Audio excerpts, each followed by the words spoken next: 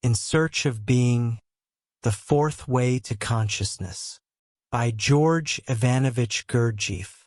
Chapter 1. Know Thyself. What are we? When conversing upon various subjects, we may observe the profound difficulty inherent in conveying our understanding, even regarding the most mundane topic and to an individual intimately known to us. Our language remains too impoverished to afford comprehensive and precise descriptions. This chasm in comprehension between individuals is a mathematically ordered phenomenon, as precise as the multiplication table. It relies, broadly speaking, upon the so-called psyche of the individuals involved, and specifically upon the condition of their psyche at any given moment. The veracity of this law may be verified at every turn. To be comprehended by another individual, it is requisite not merely for the speaker to know how to articulate, but equally for the listener to know how to attend. We must first establish the potential for a mutual understanding. To achieve this, we must each examine matters, and most particularly ourselves, from a vantage point, an angle that may diverge from what is customary or natural to us. Merely to observe, for to accomplish anything further is attainable only through the volition and cooperation of the listener, only when the auditor ceases to remain passive and commences to listen in a state of active engagement. Quite frequently in discourse with others, one encounters the direct or implicit assertion that man, as we find him in ordinary existence, might be deemed virtually the center of the universe, the pinnacle of creation, or, at the very least, a magnificent and consequential entity possessing capabilities and powers that border upon the boundless. Yet, even within such perspectives, a multitude of reservations exist. We maintain that, to realize this, exceptional conditions are necessitated. Special circumstances, inspiration, revelation, and the like. If, however, we scrutinize this conception of man, we perceive immediately that it is composed of attributes belonging not to a single person, but to a multitude of known or presumed distinct individuals. We never encounter such a figure in actual life, neither within the present epoch nor as a historical personage of antiquity.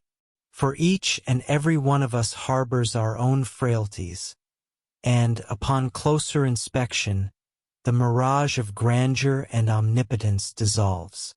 Yet the most compelling aspect is not that we drape others in this illusion, but that, owing to a peculiar characteristic of our own psyche, we each transpose it onto ourselves, if not in its entirety, then at least partially as a reflection. Consequently, although we are all ordinary human beings, we envision ourselves as embodying that collective ideal, or at least standing not far removed from it. If we possessed the capacity to be genuinely sincere with ourselves, not in the customary sense of the word, but with merciless honesty, then, in response to the inquiry, "What are we?" we should not anticipate a comforting reply. Nevertheless, constituted as we are, nearly all of us would be bewildered and reply with an additional query. "What do you mean?" We would subsequently recognize that we have traversed our entire lives without ever posing this question to ourselves, having taken it for granted as axiomatic that we are something, even something of intrinsic value, something we have never subjected to doubt. Simultaneously, we remain incapable of elucidating to another person what this something is, unable to impart even the faintest concept of it, for we ourselves are ignorant of its true nature. Is the reason for our ignorance due to the fact that this something does not, in reality, exist but is merely presumed to do so? Is it not profoundly strange that we devote so little attention to ourselves, devoid of any genuine interest in self-knowledge? Is it not peculiar how we willfully close our eyes to our true nature, expending our lives in the reassuring conviction that we represent something of value? We fail to perceive the vacuity concealed behind the facade erected by our self-delusion, and we remain oblivious to the fact that this value is purely conventional. Admittedly, this is not invariably the case. Not everyone regards himself with such superficiality. There indeed exist inquiring minds that yearn for the truth of the heart, actively seek it, endeavor to resolve the tribulations posed by life, and strive to penetrate the essence of phenomena and comprehend themselves. If we reason and reflect with rigor, irrespective of the path we traverse in solving these dilemmas, each of us must inevitably arrive back at ourselves. We must commence with the resolution of the problem concerning what we ourselves are, alongside our precise place within the surrounding world. For absent this knowledge, we shall possess no center of gravity in our quest. The dictum of Socrates, "Know thyself," remains an enduring, guiding principle for all who pursue authentic knowledge and being. We have just employed a new term, being, regarding which it is imperative that we all grasp an identical meaning. We have been interrogating whether our self-conceptions genuinely correspond to our reality. One individual, for instance, serves as a physician, another as an engineer or an artist. Are we, in truth, what we conceive ourselves to be? May we define ourselves as synonymous with our vocations, or with the experience that such professions or the preparation for them has afforded us. Our self-image is forged by the totality of our experiences. Each of us enters the world unblemished, akin to a pristine sheet of parchment. Subsequently, the individuals and circumstances encompassing us begin vying to defile this sheet, striving to cover it with script. Education, the cultivation of morals, the information termed knowledge, all sentiments of duty, honor, conscience, and the like are introduced here. Furthermore, all these individuals assert that the methods adopted for grafting these shoots, recognized as man's personality, onto the central trunk are immutable and infallible. Gradually, the sheet becomes tarnished, and the more densely obscured it becomes with so-called knowledge, the more intelligent we are deemed to be. The more extensive the writing in the domain labeled duty, the more honorable we are reputed to be. Thus it proceeds with every attribute. And we, observing that society regards this soiled veneer as a mark of merit, similarly consider it valuable. This stands as an illustration of what we designate as man, to which we frequently append such laudatory terms as talent and genius. Yet such a genius will find his disposition soured for the entirety of the day should he fail to locate his slippers beside his bed upon waking in the morning. We fail to realize that we are bereft of freedom, both in our manifestations and throughout our existence. None of us can truly be what we aspire to be, nor what we perceive ourselves to be. None of us aligns with our internal portrait of ourselves, and the words man, the crown of creation, do not apply to us. Man, this is indeed a proud appellation. Yet we are compelled to ask ourselves, what manner of man? Certainly not the individual who is provoked by mere trifles, who dedicates his attention to petty grievances, and who finds himself perpetually distracted by his surroundings. To earn the right to pronounce oneself man, one must genuinely embody the essence of man. And this state of being is attained solely through self-knowledge and by cultivating oneself in directions illuminated by that very self-knowledge. Have we ever endeavored to observe ourselves when our attention is not fixated upon some definite problem? The majority of us are acquainted with this state, although perhaps only a scarce few have systematically monitored it within themselves. We are undoubtedly conscious of the manner in which we think through arbitrary association, when our minds thread together disconnected scenes and memories, and when everything that enters the field of consciousness, or merely grazes its periphery, summons fortuitous associations.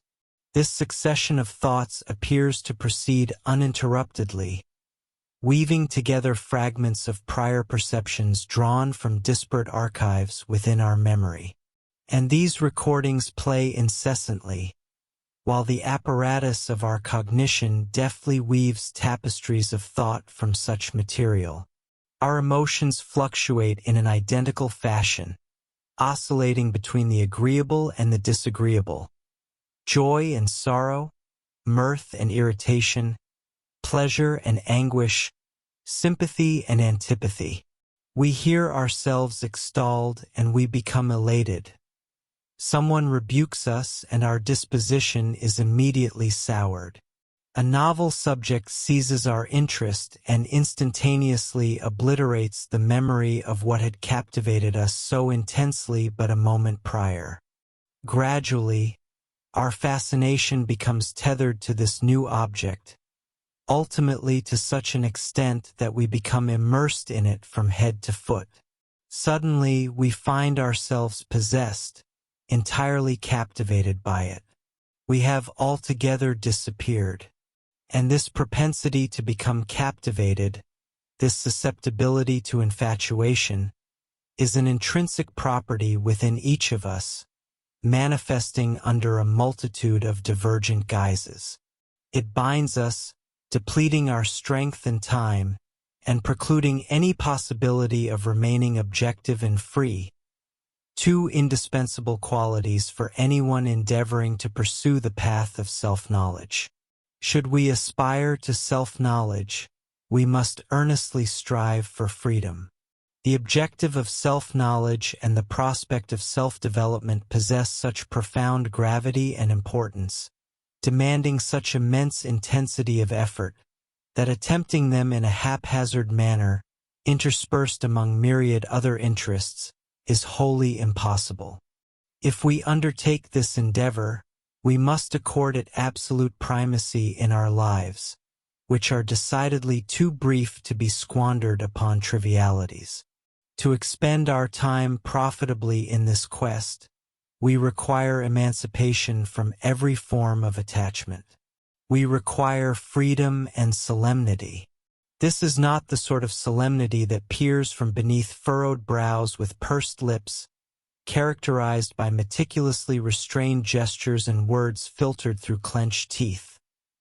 Rather, it is a seriousness defined by resolute determination and unwavering persistence, possessing an intensity and constancy in the undertaking such that, even in moments of repose, we persevere in our search.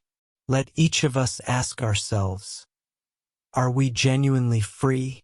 Provided we are relatively secure in a material sense and bear no anxiety concerning the morrow, and if we rely upon no one for our sustenance or for the selection of our living conditions, we are inclined to answer in the affirmative. However, the freedom we require is not contingent upon external circumstances. It is entirely a matter of our internal architecture and our disposition toward these inner conditions. Yet, perhaps we harbor the notion that our incapacity applies solely to our automatic associations, and that concerning matters of conscious knowledge, the situation is fundamentally different. Throughout the course of our existence, we are perpetually engaged in learning, and we designate the results of this assimilation as knowledge. Nevertheless, despite such knowledge, we frequently reveal ourselves to be profoundly ignorant, isolated from authentic life, and consequently ill-adapted to it. The majority of us are merely half-educated, akin to tadpoles, or, more commonly, simply educated individuals possessing a modicum of information concerning a multitude of subjects, all of which remains indistinct and utterly inadequate. Indeed, it constitutes mere information. We cannot properly term it knowledge, for true knowledge is an inalienable property of the individual, can neither be augmented nor diminished, for a person truly knows only when he himself is that knowledge. As for our convictions, have we never observed them to change? Do they not also fluctuate, much like every other element within us? It would be far more accurate to characterize them as opinions rather than convictions, as they are as dependent upon our fleeting moods as upon our information, or perhaps merely upon the state of our digestion at any given moment. Every single one of us constitutes a rather mundane illustration of an animated automaton. We may presume that a soul or even a spirit is a prerequisite to act and exist in the manner that we do. However, it is perhaps sufficient merely to possess a key to wind the spring of our internal mechanism. Our daily sustenance serves to wind this mechanism, perpetually renewing the aimless antics of our associations time and again. From this disarray, disparate thoughts are selected. We attempt to synthesize them into a coherent whole and subsequently present them as valuable and as distinctly our own. We similarly cull from our feelings and sensations, moods and experiences, and from this assemblage we construct the mirage of an inner life.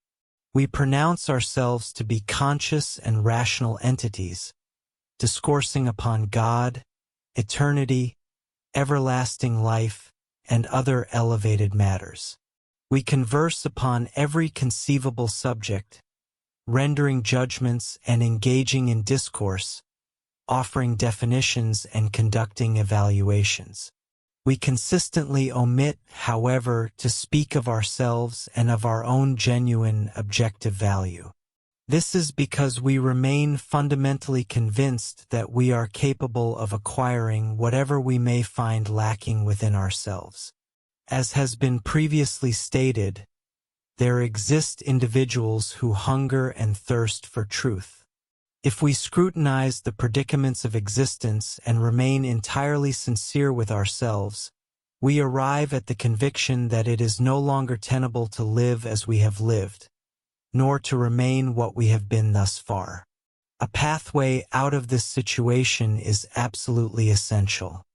Nevertheless, we can cultivate our latent capacities only after clearing the detritus that has obstructed our mechanism over the course of our lifetimes. To undertake this endeavor in a rational manner, we must first discern what requires cleansing, alongside the precise location and method of this purification. And to perceive this independently is virtually impossible. To apprehend any facet of this reality, we must observe objectively, from an external vantage point. For such an undertaking, mutual assistance is indispensable.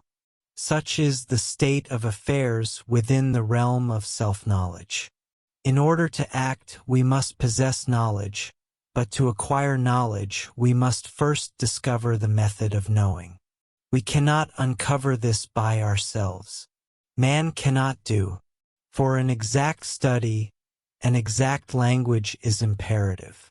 However, the ordinary language in which we converse, articulate what we know and comprehend, and author books does not suffice for even a fraction of this endeavor.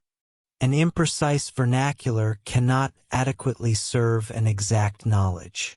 The lexicon is excessively broad, excessively nebulous and indefinite, while the meaning imbued within it remains far too arbitrary and variable. Words inherently lack any constant significance. Yet, we possess no mechanism to designate the precise meaning and particular nuance we attach to each term, that is, the specific relation in which we apprehend it. Furthermore, we do not even aspire to such precision. On the contrary, we invariably seek to establish our own subjective meaning for a word and to employ it exclusively in that sense, which is manifestly impossible, as the identical word, utilized at different junctures and in diverse contexts, acquires inherently different connotations. The erroneous application of vocabulary, alongside the intrinsic qualities of the words themselves, has rendered them unreliable instruments for exact discourse and knowledge, to say nothing of the fact that we lack the terminology and expressions for myriad concepts accessible to our intellect. Only the language of numbers can facilitate an exact expression, but this language is utilized exclusively to designate and compare quantities. Yet, entities do not differ merely in magnitude, and defining them solely from a quantitative perspective proves insufficient for rigorous knowledge and analysis. We are unacquainted with the method of applying the language of numbers to attributes, or how to designate qualities numerically in relation to a fixed constant. Were this achievable, we would possess the capacity to express ourselves in an exacting language. Nevertheless, we must endeavor to align our thinking more closely with a precise, mathematical designation of objects and events, thereby cultivating the possibility of comprehending both ourselves and one another. If we select any of the most commonly employed terms and attempt to discern their varied meanings depending upon who utilizes them and in what manner, we will readily understand why we lack the power to express our thoughts with exactitude, and why everything we conceive and articulate remains so volatile and contradictory. Beyond the sheer multiplicity of definitions for every term, this confusion and contradiction stem from the fact that we never define for ourselves the precise sense in which we adopt a particular word, only to marvel at why others fail to comprehend something that appears so lucid to us. For instance, if the word world is uttered in the presence of 10 individuals, each person will interpret the term in his own idiosyncratic manner. If we possessed the ability to capture and record our own thoughts, we would realize that we hold no distinct ideas connected to the word world, but that merely a well-known expression and a familiar sound have been articulated, the significance of which is presumed to be understood. It is as though each of us, upon hearing the word, declares inwardly, "Ah, the world! I know what it is." In actual fact, we do not genuinely know at all. However, because the word is familiar, no inquiry arises within us. It is simply accepted. Inquisitiveness emerges only in response to novel words that we fail to recognize, at which point we invariably tend to substitute a known term for the unknown one. This is what we designate as understanding. If we were to presently ask ourselves what we comprehend by the word world, we would undoubtedly find ourselves perplexed by the inquiry. Ordinarily, when we hear or utilize this word in conversation, we allocate no thought to its meaning, having concluded definitively that we know its definition and that everyone else shares this knowledge. Now, for the very first time, we perceive that we do not know, and that we have never critically examined it. Yet, we will neither be able, nor will we know how, to abide with the awareness of our own ignorance. We lack the requisite capacity for observation, nor are we sufficiently sincere with ourselves. We will swiftly recover, that is, we will promptly deceive ourselves once again. Consequently, we will either recall or hastily fabricate a definition of the word world from some familiar source, or simply appropriate the first external definition that comes to mind. We will then present this as our personal comprehension, despite never having genuinely contemplated the word, remaining, in truth, entirely ignorant of our own thoughts. Nevertheless, were the question approached in the proper manner, we could establish with considerable precision what we comprehend by this word. Rooted in a correct understanding, This definition would intrinsically encompass all perspectives concerning the world and all methods of approaching the inquiry. Having thereby established a consensus upon such a definition, we would be equipped to converse with one another regarding the world. Indeed, it is exclusively by proceeding from such a foundation that mutual understanding becomes attainable. This is necessitated by the fact that we simultaneously inhabit 6 distinct worlds, just as we reside upon a specific floor of a particular house, situated on a designated street, within a given town, state, and continent. If we speak of our residence without specifying whether we refer to the house, the town, or the region of the world, we shall undoubtedly be misunderstood. Yet, we perpetually converse in this manner regarding matters devoid of practical importance. Through a single word, we too readily designate a sequence of notions related to one another in the exact manner that a negligible fragment is related to a vast entirety. Exacting discourse must invariably and precisely delineate the context in which each notion is employed and what it intrinsically entails, namely, the constituent parts of which it is composed and the larger structure into which it integrates as a component. Logically, this principle is both intelligible and irrefutable. Unfortunately, it is rarely actualized, if only because we frequently neither know, nor possess the means to discover, the disparate elements and relationships inherent within a given concept. A fundamental tenet of this teaching is to elucidate the relativity of every notion, not merely in the abstract sense that all things in the world are relative, but by explicitly indicating precisely how and in what capacity it relates to the remainder. If we now consider the concept of man, we shall again observe a profound misunderstanding of the word, noting that the selfsame contradictions are projected upon it. We all employ this term, presuming we comprehend the definition of man. In truth, however, each of us interprets it idiosyncratically, and all in vastly divergent ways. The erudite naturalist perceives in man a perfected breed of primate, defining him by dental structure and similar anatomical traits. The devout individual, maintaining faith in the divine and an afterlife, perceives in man an immortal soul confined within a perishable terrestrial envelope, beset by temptations that lead him toward peril. The economist evaluates man merely as an entity of production and consumption. And so the variations continue. All these perspectives appear diametrically opposed, inherently contradictory, and utterly devoid of mutual contact.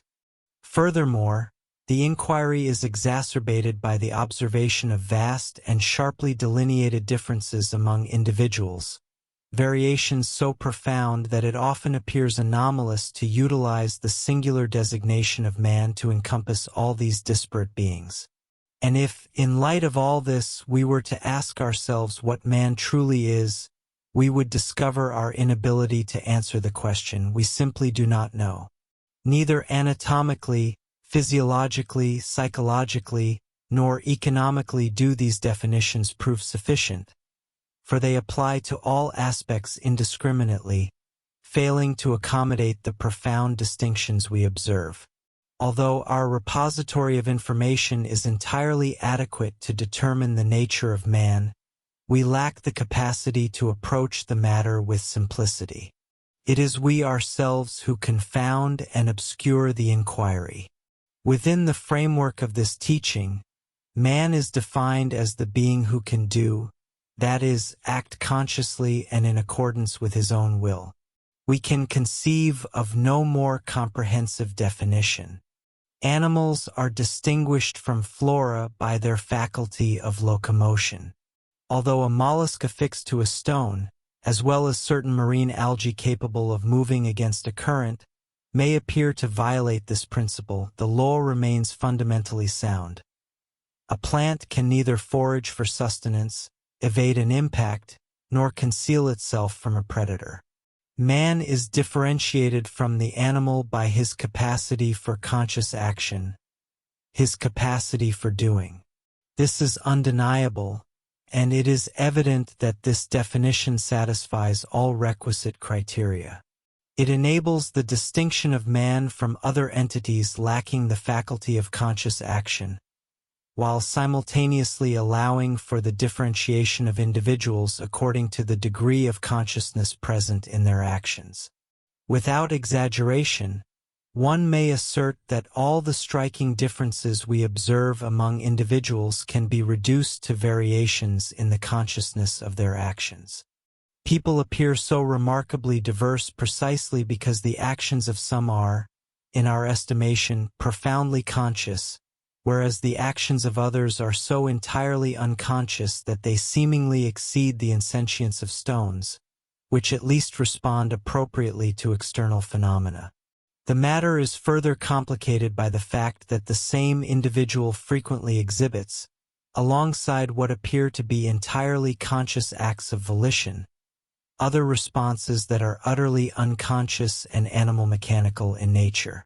By virtue of this duality, man appears to us as an extraordinarily complex entity. This teaching, however, rejects such complexity and presents us with a formidable paradox. Man is he who can do, yet among ordinary individuals, as well as those deemed extraordinary, there exists no one who can genuinely do. In personal, familial, and social life, as in politics, science, art, philosophy, and religion, everything from inception to conclusion is merely done. No one is truly capable of doing anything. Should two individuals commence a discourse concerning man, having agreed to define him as a being capable of action, of doing, they shall invariably understand one another.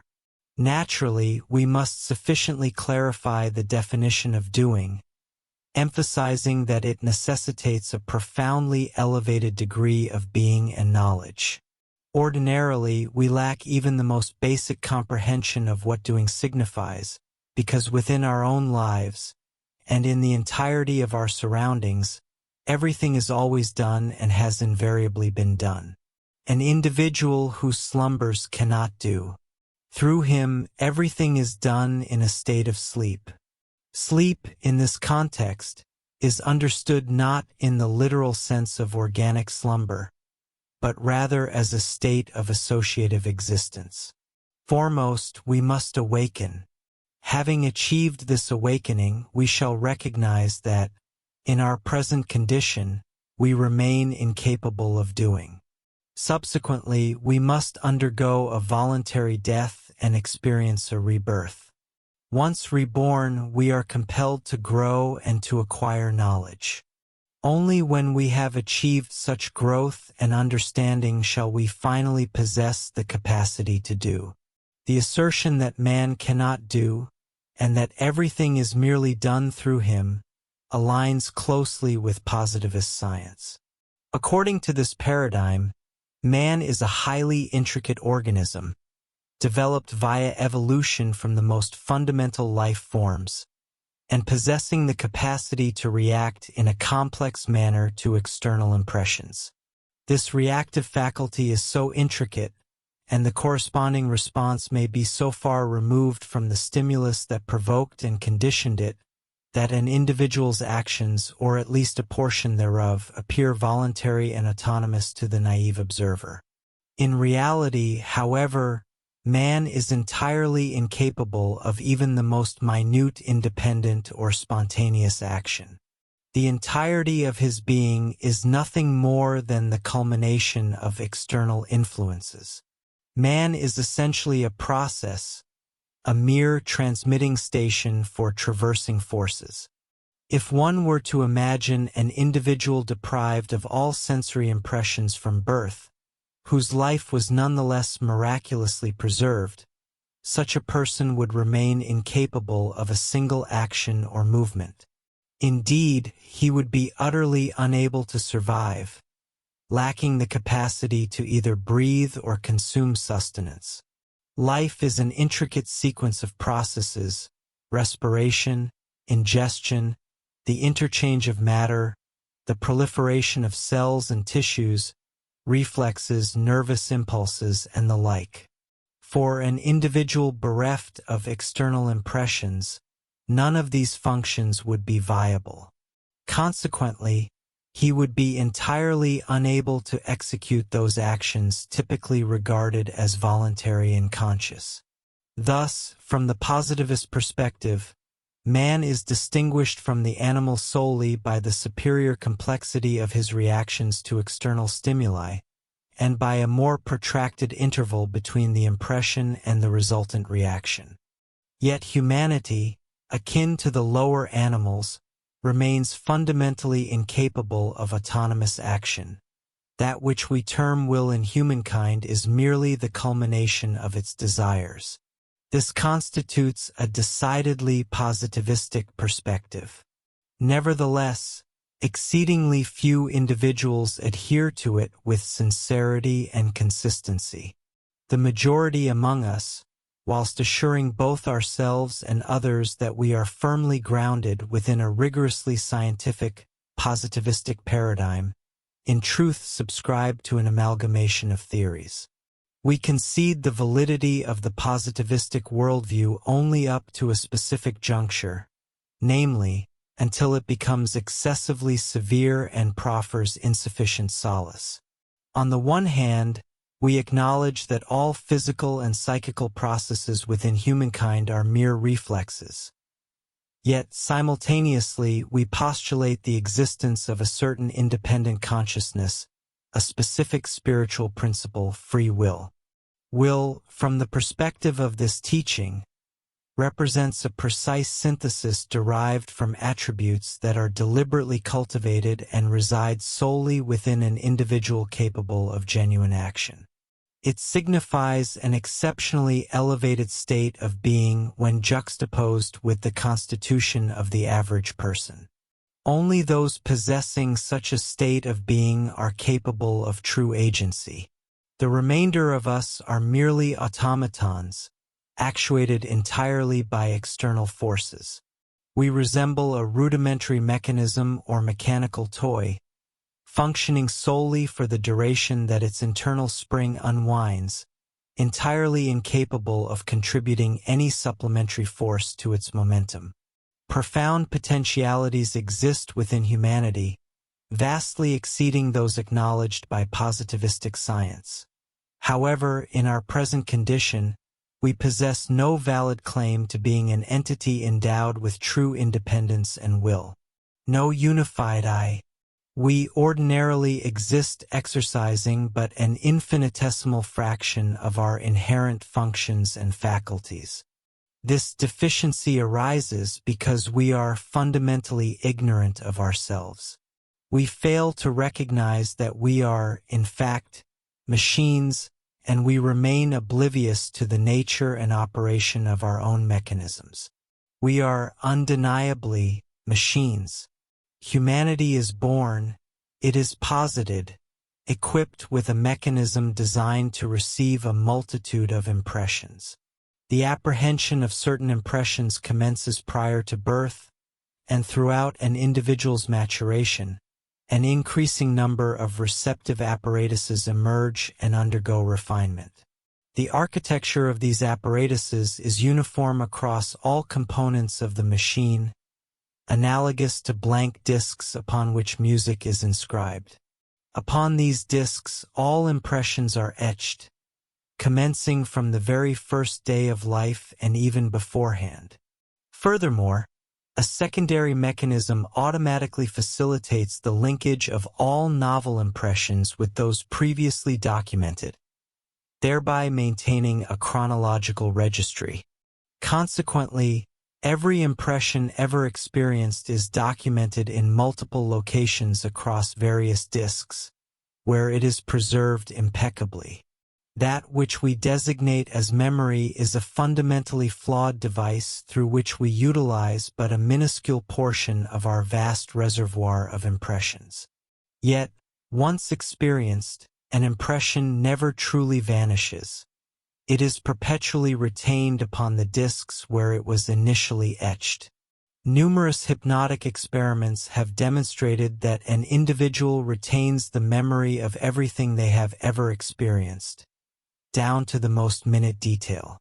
All the idiosyncrasies of our overarching worldview, alongside the distinguishing characteristics of our individuality, are entirely contingent upon the chronological order in which these recordings were inscribed, as well as the inherent quality of the engraved discs residing within us. The operation of our associative mechanisms invariably dictates the manner in which we think and feel. Consider a scenario wherein a specific impression has been experienced and documented in conjunction with an entirely disparate impression, sharing no commonalities with the former. For example, a lively dance melody perceived during a moment of profound psychic trauma, distress, or sorrow. Henceforth, this lively melody will invariably elicit the identical negative emotion within us, and, reciprocally, the sensation of distress will summon the memory of that tune. Contemporary science categorizes this phenomenon as associative thinking and feeling. However, science fails to fully comprehend the extent to which humanity is inextricably bound by these associations, nor does it grasp our profound inability to emancipate ourselves from them. Our cognitive processes and emotional responses are thus comprehensively dictated by the character and quality of these underlying associations. One of our most egregious errors is the pervasive illusion we harbor regarding our I. Humanity, as we currently comprehend it, the human machine bereft of true agency, through whom all ostensible actions are merely enacted, cannot possess an invariable and unified I. Our I fluctuates as frequently as our thoughts, sentiments, and dispositions, and we commit a profound fallacy in assuming we remain perpetually the same individual, when, in reality, we are continuously someone else, never the identical entity we were but a moment prior. Humanity lacks a constant and unvarying I. Every passing thought, every mood, every desire, and every sensation audaciously proclaims I. And, in each instance, we presume that this specific I speaks on behalf of the whole, the entirety of the person, and that a fleeting thought, desire, or aversion accurately embodies the expression of this encompassing whole. In actuality, this presumption is utterly unfounded. Each thought and desire materializes and exists entirely divorced from and independent of the whole. Moreover, the whole never genuinely articulates itself, for the fundamental reason that it exists in this capacity merely as a material entity within a physical form and as an abstract theoretical construct. Within his psyche, man harbors no unified I, but rather hundreds of disjointed, diminutive I's that are frequently either entirely oblivious and inaccessible to one another or, conversely, overtly hostile to one another, which is to say, mutually exclusive and inherently incompatible. With every passing minute, at every given moment, we vocalize or conceptualize the word I, and on every occasion, our I is fundamentally different. Initially, it manifests as a thought, subsequently as a desire, thereafter as a sensation, followed by yet another thought, and so forth ad infinitum. Humanity is inherently a plurality. His name is Legion. The perpetual alternation of these I's, alongside their ceaseless struggle for supremacy, is orchestrated by fortuitous external influences. Warmth, radiant sunshine, and clement weather. All such environmental factors instantaneously summon a specific contingent of I's. Conversely, cold, pervasive fog, and rain evoke an entirely different cohort, accompanied by disparate associations, sentiments, and actions. There exists nothing within us that is capable of governing this ceaseless rotation of eyes. This is predominantly attributable to the fact that we remain unaware of the transition, perpetually dwelling within the confines of the most recent eye. Naturally, certain eyes exhibit greater dominance than others. However, this is not a consequence of any inherent conscious fortitude, but is merely the byproduct of mere accidents or mechanical external stimuli.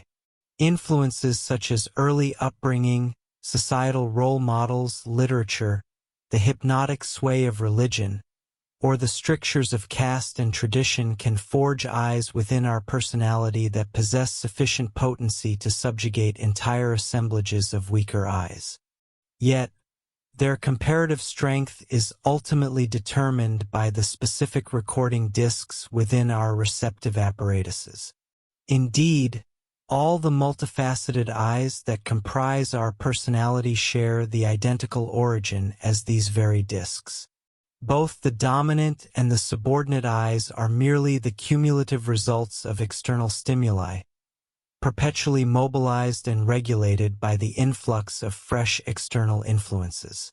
Let us reiterate, humanity possesses no true individuality, no singular, unified I, but is instead profoundly fragmented into a multiplicity of diminutive eyes.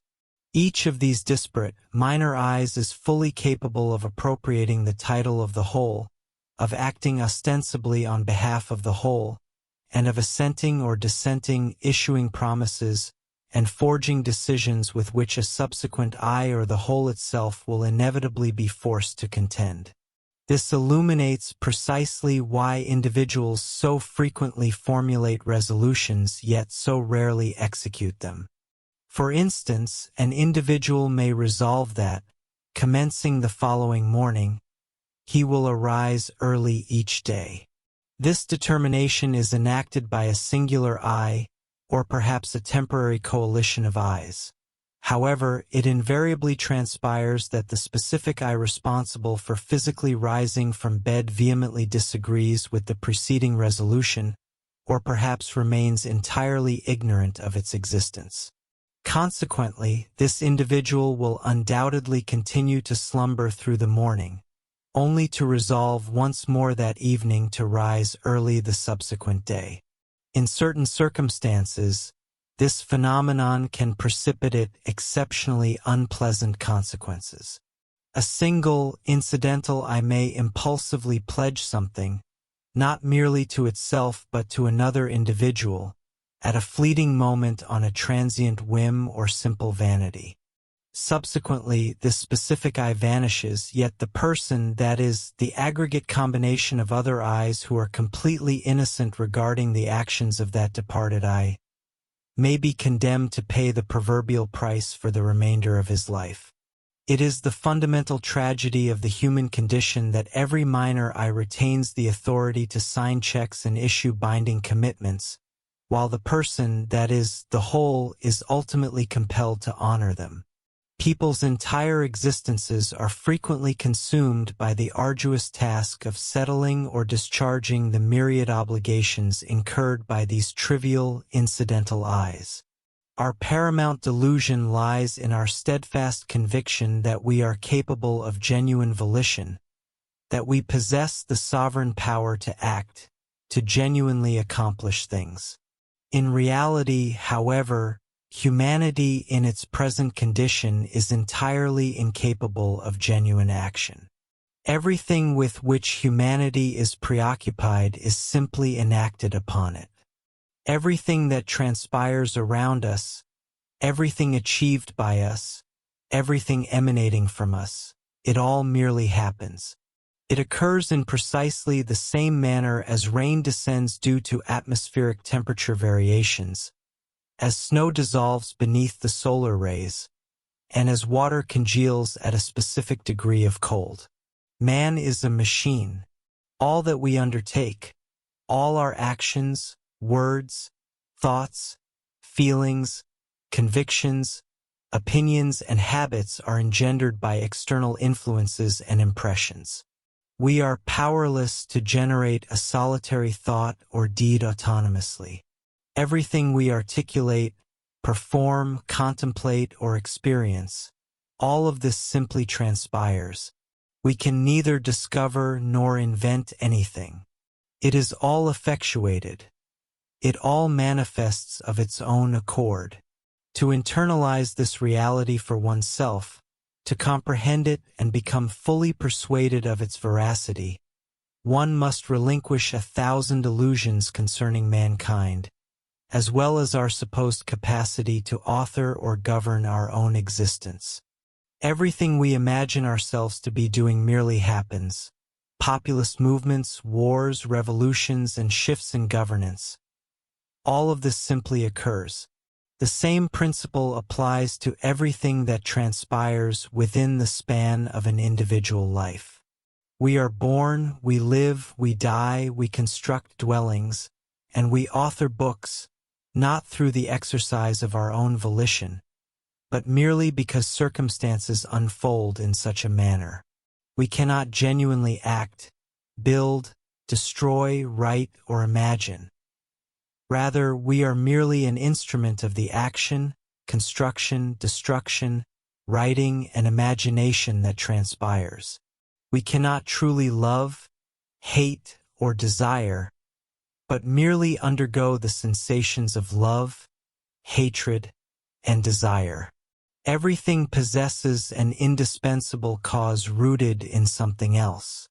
Society places its faith in progress and culture, yet no such phenomenon as progress truly exists. Everything remains exactly as it was thousands, or even tens of thousands of years prior. Superficial appearances may alter, yet the fundamental essence of things remains immutable. Humanity is perpetually unchanged. The existences of civilized and cultured individuals orbit the very same interests as those of the most ignorant savages. Modern civilization is predicated upon violence, subjugation, and eloquent rhetoric. Nevertheless, genuine progress and civilization, in the truest sense of these terms, cannot manifest spontaneously as the consequence of unconscious mechanical behaviors. They can emerge solely as the culmination of conscious endeavor. Yet, of what conscious exertion can mere machines be capable? And if a single machine operates unconsciously, it follows that 100 machines operate with equal unconsciousness, and the same holds true for 1,000, 100,000, or 1,000,000 machines. The unconscious activity of 1,000,000 machines must inevitably culminate in destruction and extermination. It is precisely these unconscious, involuntary actions that constitute the root of all malevolence. One particularly salient aspect is the question of war. Individuals frequently inquire as to how wars might be halted, yet wars cannot be ceased, for they are the direct consequence of the servitude in which we reside. Strictly speaking, mankind is not culpable for war, which is, in truth, the result of planetary influences operating upon a cosmic scale. Yet we offer absolutely no resistance to these forces, nor can we resist them, for we are captive subjects. Were we truly emancipated and capable of genuine action, we would possess the capacity to withstand these influences and abstain from mutual slaughter. We are what we are, and we cannot be otherwise. War is born of myriad obscure causes, some residing within us and others external to us. We must commence with the causes harbored within ourselves, acknowledging that independence from cosmic forces is an absolute impossibility so long as we remain enslaved to everything that surrounds us.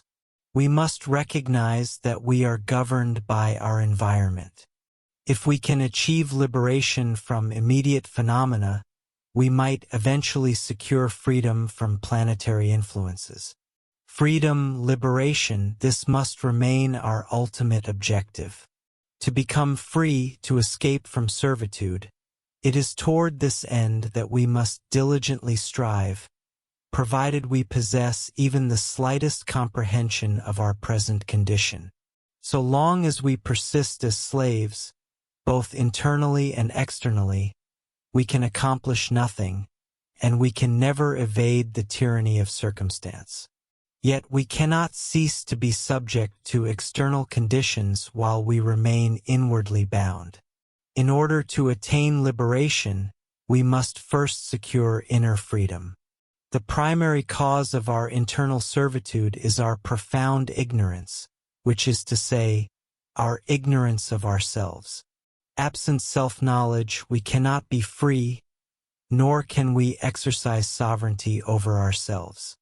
Without a thorough comprehension of the mechanisms by which our machine operates, we shall forever remain captive, the mere playthings of the forces exerted upon us. It is imperative, above all else, to understand the machine.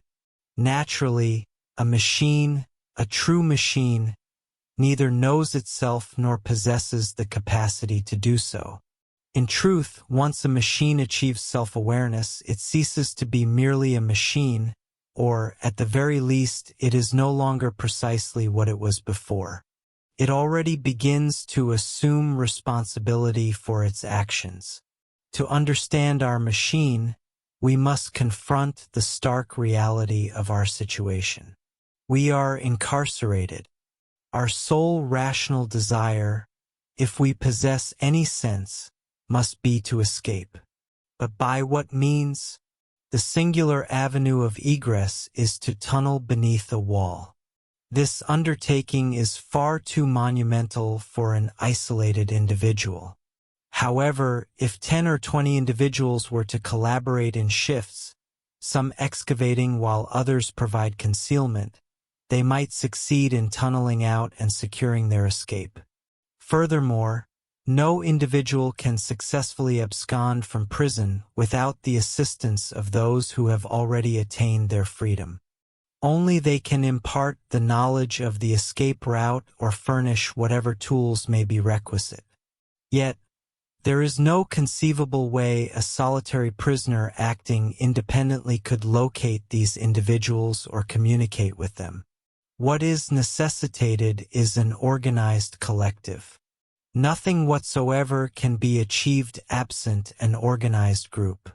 If an incarcerated individual desires any prospect of escape, his initial obligation is to recognize the reality of his imprisonment. So long as we fail to acknowledge this truth, our chances are entirely non-existent. No external entity can liberate us by force. No one can facilitate our escape if we do not genuinely wish to depart. Liberation, if it is to be attained at all, will manifest solely as the culmination of rigorous labor and profound effort, chiefly conscious effort directed toward a definitive aim, toward self-knowledge. The exhortation to know thyself is traditionally attributed to Socrates, yet these words fundamentally serve as the bedrock for numerous systems and schools of far greater antiquity. Modern intellectual discourse acknowledges this precept, albeit with a nebulous comprehension of its true meaning and significance. The conventionally educated individual of the present age, even one possessing philosophical or scientific inclinations, fails to perceive that the principle know thyself refers to the necessity of comprehending one's own machine, the human mechanism that is essentially uniform across all people. It is, foremost, an imperative to scrutinize the architecture, functions, and governing laws of our organism. All components of the human machine are so intricately interwoven, with every element contingent upon another, that it is entirely impossible to analyze any singular function in isolation from the rest. Thus, concerning the human machine at least, we are compelled to understand the entirety in order to grasp any specific facet within ourselves. and this comprehensive understanding is indeed attainable. However, it necessitates substantial time and arduous exertion, alongside, most crucially, the implementation of the correct methodology under astute guidance. The principle "know thyself" is a profound and inexhaustible imperative. It mandates, first and foremost, that any individual aspiring to self-knowledge must fully comprehend what it signifies. Do you want access to this and all the complete audiobooks on the channel, plus the ebook version? Click the link in the description or scan the QR code in the left corner of the screen to access our library, where you can listen to your favorite esoteric books without ad interruptions, lock your screen, or use other apps while the narration plays, and even download the ebook version to follow along as you listen. Listen on your computer via web browser, or download the app from the Play Store. After subscribing, you will receive an email with your login details, password, and step-by-step instructions on how to access the books through the Hotmart app.